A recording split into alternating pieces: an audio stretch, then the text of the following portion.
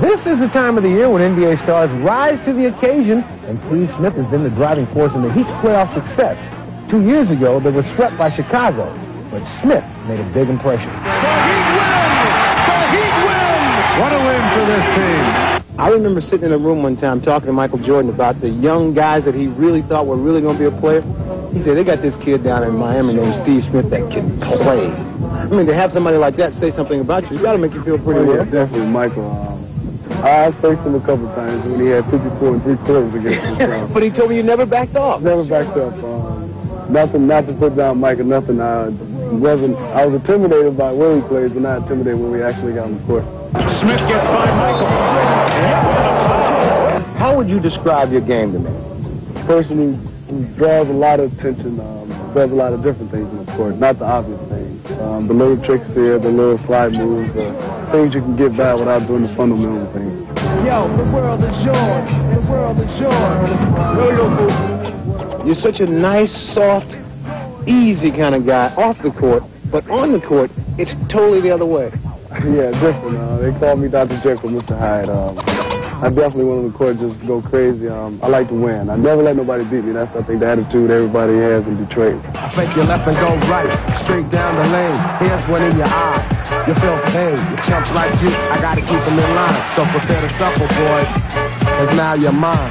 Steve's game brings back memories of another great player from Detroit, the Iceman. George Gervin, and it's got to be one of the all-time great scorers I think that I've ever played in the NBA. And when I watch you play, I see some of George Gervin in your game. Yeah, definitely a lot of people. My high school coach used to call me Irvin Gervin, for George and Irvin. I used to try to pattern myself so much like him. I think I'm still doing a lot of things George used to do.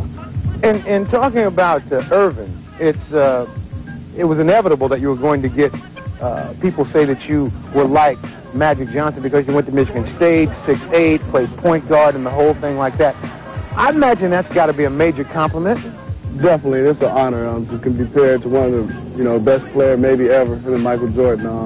What's so ironic about it, we both went to the same school and we're good friends, and we still keep in touch. And Irvin's just like my mentor, and he's the person I always looked up to.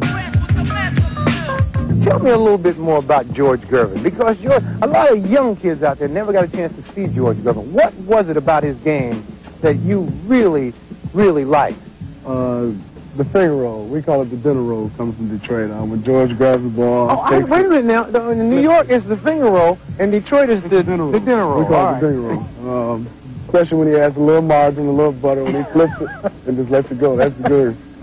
One of his childhood friends from Detroit is Derek Coleman. They're rivals in the NBA, but were teammates in a summer game. And now they'll join forces once again.